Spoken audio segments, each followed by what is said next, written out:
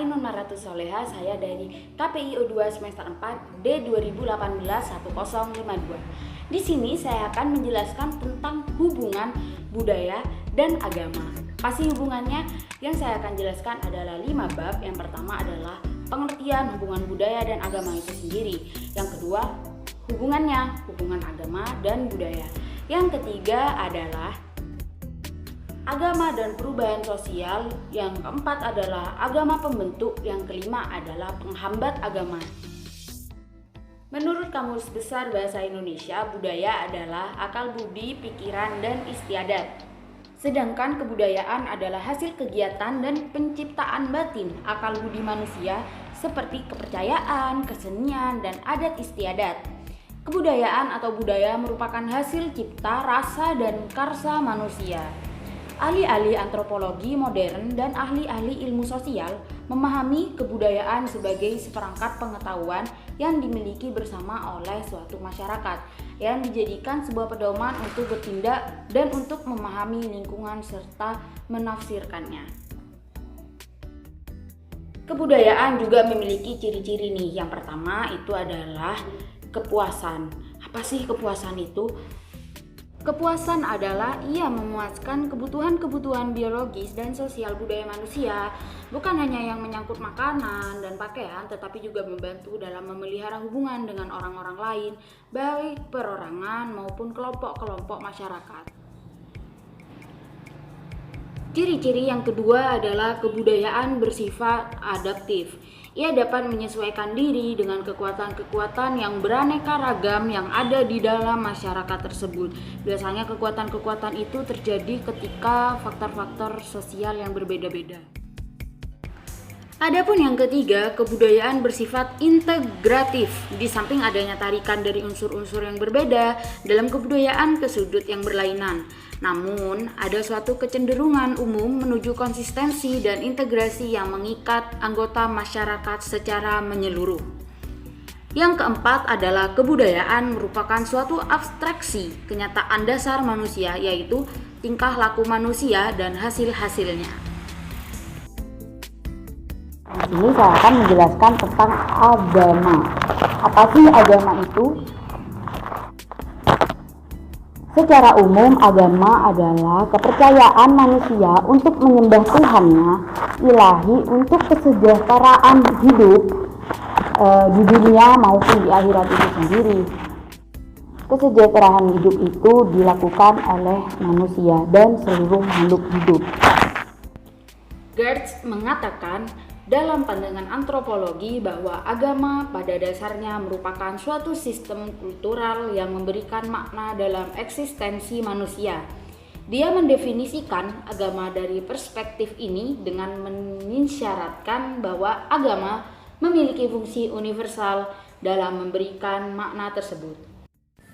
Dia juga menulis agama adalah suatu simbol yang berfungsi untuk mengukuhkan suasana hati dan motivasi yang kuat, mendalam, dan tak kunjung padam dalam diri manusia dengan memformulasikan konsepsi tentang tatanan umum, eksistensi, dan membungkus konsepsi itu dengan aura aktualitas yang bagi perasaan dan motivasi nampak realistis.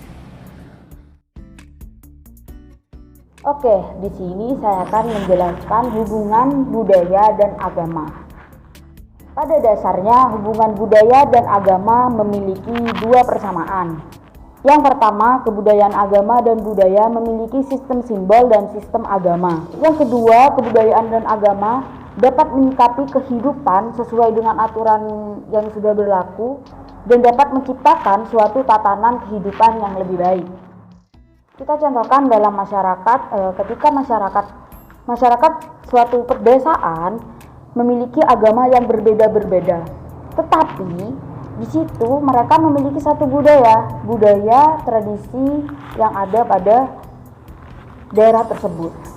Maka dengan itu mereka saling bekerja sama dan tidak akan terpisahkan antara agama dan budayanya. Oke, di sini saya akan menjelaskan 3 fungsi budaya dalam hal aplikasi orang yang beragama. Apa sih ketiganya? Yang pertama adalah ungkapan religius perorangan. Ungkapan ini iman seseorang pemeluk agama yang pribadi pun dilakukan menurut pola-pola kebudayaan tertentu.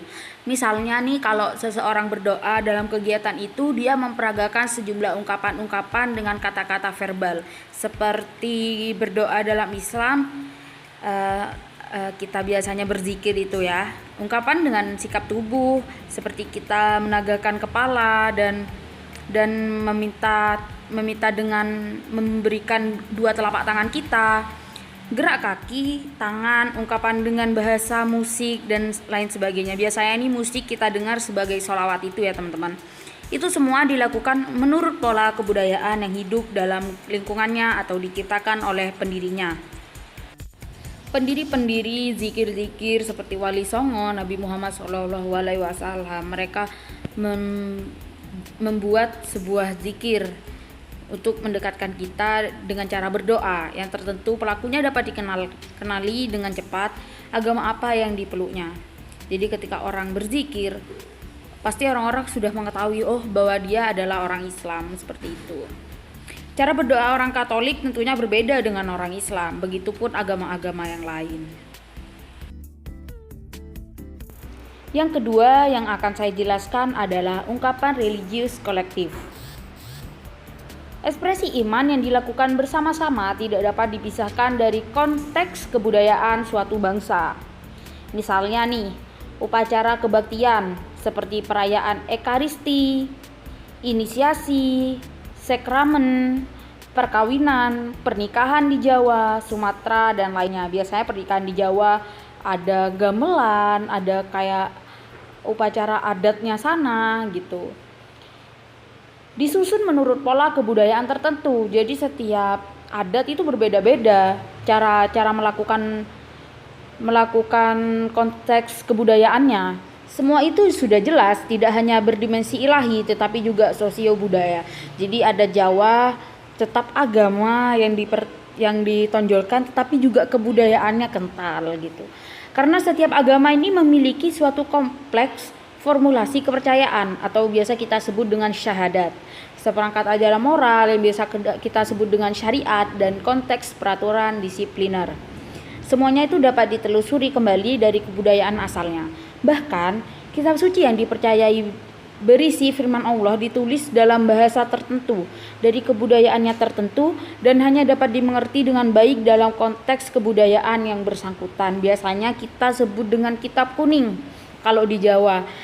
Di Jawa kitab kuning diartikan dengan bahasa Jawa, tetapi ketika di Madura kitab kuning diartikan dengan bahasa Madura, seperti itu. Yang ketiga yang perlu saya jelaskan kepada kalian adalah lambang-lambang keagamaan. Apa sih itu? Jadi dalam dunia perlambangan ada dua hal yang perlu diketahui. Yang pertama, suatu rohaniyah atau sakral yang hendak dijelaskan. Jadi biasanya itu misalnya saya bicarakan sebuah seragam. Seragam itu dikatakan sakral, yaitu suci, seperti itu. Yang kedua adalah benda lambang yang dapat dipakai untuk menjelaskannya. Jadi benda yang dapat dijelaskannya adalah baju yang sakral itu. Jadi benda itu dapat menjelaskan bahwa benda itu adalah sakral. Lambang keagamaan dibuat untuk membudayakan dan memanusiakan orang yang berkepentingan. Kemanusiaan yang lengkap dan sempurna menurut agama dapat diperoleh jika manusia dapat mengatur relasi sebaik-baiknya dengan sesama manusia atau horizontal, dan hubungannya dengan sakral dengan Tuhan adalah vertikal. Baik, bab ketiga adalah agama dan perubahan sosial. Di sini Sukanto pada tahun 2010 mendefinisikan perubahan sosial merupakan segala perubahan pada lembaga-lembaga kemasyarakatan di dalam suatu masyarakat yang mempengaruhi sistem sosialnya, termasuk di dalamnya nilai-nilai, sikap, dan pola-pola perilaku di antara kelompok-kelompok dalam masyarakat.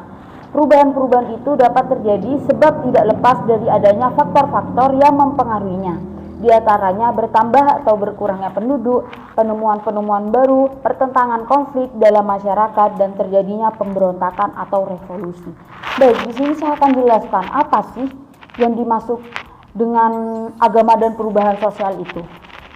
Jadi tadi di sini sudah dijelaskan perubahan-perubahan itu dapat terjadi sebab tidak lepas dari adanya faktor-faktor yang mempengaruhinya, diantaranya bertambah atau berkurangnya penduduk. Kenapa saya harus membahas tentang bertambah atau berkurangnya penduduk? Di sini biasanya dalam suatu tempat, misalnya suatu perdesaan, di perdesaan tersebut adalah perdesaan yang orang-orangnya santun, tidak tahu gaya-gaya barat, tetapi ini orangnya nih selalu sholat berjamaah seperti itu. Ketika mulai berkurang, orang-orangnya mulai berkurang, banyak yang sudah meninggal atau wafat, adapun orang-orang luar yang masuk ke dalam desa tersebut, maka di situ ada sebuah perubahan yang terjadi. Contohnya orang-orang sudah mulai tidak berjamaah lagi, sudah mengenal budaya-budaya barat seperti itu. Selanjutnya itu ada kekurangan penduduk, penemuan-penemuan baru dan pertentangan konflik dalam masyarakat dan terjadinya pemberontakan atau revolusi. Itu termasuk sama yang saya jelaskan tadi kan. Oke teman-teman, ditinjau dari bentuknya itu, perubahan sosial itu dibedakan dalam beberapa bentuk nih. Yang pertama adalah perubahan lambat dan perubahan cepat, perubahan kecil dan perubahan besar, perubahan yang direncanakan dan perubahan yang tidak direncanakan. Apa sih perubahan cepat, perubahan lambat, perubahan kecil, perubahan besar, perubahan yang direncanakan dan perubahan yang tidak direncanakan itu? Jadi perubahan itu adalah, yang pertama adalah perubahan lambat dan perubahan cepat. Perubahan lambat sendiri adalah perubahan yang memerlukan waktu lama dengan rentetan-rentetan kecil yang saling mengikuti. Hal ini terjadi karena adanya usaha-usaha masyarakat untuk menyesuaikan diri dengan keperluan-keperluan dan kondisi-kondisi baru yang timbul sejalan dengan pertumbuhan masyarakat. Sedangkan perubahan cepat adalah perubahan yang terjadi pada dasar-dasar atau sendi-sendi pokok kehidupan masyarakat seperti sistem kekeluargaan, hubungan antara buruh dan majikan, dan sebagainya. Yang kedua yang perlu saya jelaskan adalah perubahan kecil dan perubahan besar. Perubahan kecil merupakan perubahan yang terjadi pada unsur-unsur struktur sosial yang tidak membawa pengaruh langsung atau berarti pada masyarakat tersebut. Sebaliknya, perubahan besar akan membawa pengaruh yang sangat besar bagi masyarakat tersebut. Yang ketiga adalah perubahan yang direncanakan dan perubahan yang tidak direncanakan. Perubahan yang direncanakan merupakan perubahan yang diperkirakan terlebih dahulu oleh pihak-pihak yang hendak mengadakan perubahan di dalam masyarakat. Perubahan yang tidak direncanakan yaitu sebaliknya, merupakan perubahan-perubahan yang terjadi tanpa dikehendaki, berlangsung di luar pengawasan masyarakat dan dapat menyebabkan timbulnya akibat-akibat sosial yang tidak diharapkan.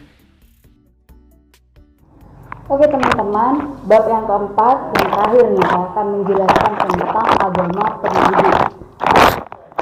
Menurut E. Durkheim dalam buku Les Formes Élémentaires de la Vie Religieuse tahun 1912, ia menganggap bahwa alam pikiran manusia pada awal perkembangan kebudayaannya belum mampu memahami konsep jiwa dan ruh yang bersifat abstrak dan memisahkannya dari jasmani manusia. Jadi belum paham tentang jiwa, ruh, dan belum bisa memisahkan dalam kehidupan manusia itu sendiri gitu.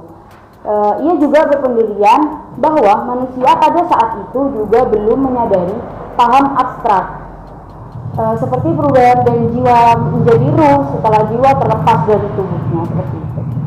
Itu paham abstrak ya, yang belum bisa kita ketahui. Oleh sebab itu, kita dapat mengetahui asal mula munculnya agama.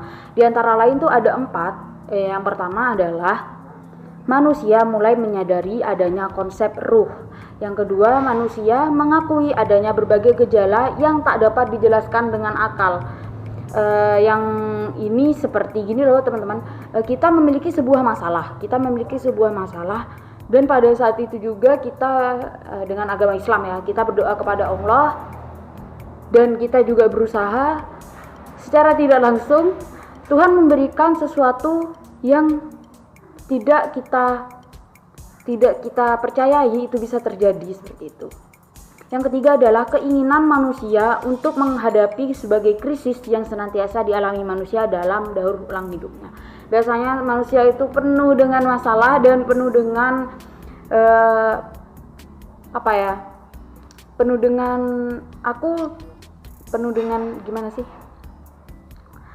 Yang keempat adalah kejadian-kejadian luar biasa yang dialami manusia di alam sekelilingnya. Biasanya kita menemukan kejadian laut yang terbelah gitu. Itu kan tidak masuk akal gitu tuh ya. Tapi di dalam ini kita mempercayai bahwa benar adanya agama, benar adanya kepercayaan, benar adanya mukjizat, benar adanya hal-hal yang mustahil menjadi mustahil seperti itu. Oh ya, saya lupa bahwasannya ada penghambat agama. Jadi penghambat agama itu memiliki beberapa unsur nih teman-teman. Yang pertama adalah fanatisme. Dalam bidang agama adalah sikap menonjol agama sendiri dengan kecenderungan menghina atau merendahkan agama lain dengan mengurangi hak hidup agama lain. Jadi biasanya fanatisme itu terjadi pada orang-orang yang sangat fanatis pada agamanya. Aku agama Islam dan aku harus mengerti sekali tentang agamaku dan tidak setuju dengan agama lainnya, seperti itu. Teman-teman, dapat kita simpulkan bahwasanya hubungan agama dan budaya itu sangat-sangat erat dan tidak bisa dipisahkan. Adapun fanatisme, tahayul, fanatalisme, ateisme, dan perbedaan budaya dan agama yang terjadi di dalam masyarakat itu tidak bisa kita hindari. Kita sebagai manusia tentu mempunyai kepercayaan, kesenian, adat istiadat, tetapi tidak ada yang sama di antara satu dengan yang lainnya. Maka dari itu kita seharusnya saling bersosialisasi, saling menguntungkan, saling berpendapat yang baik dan tidak saling menghujat antara sesama. Terima kasih. Assalamualaikum warahmatullahi wabarakatuh.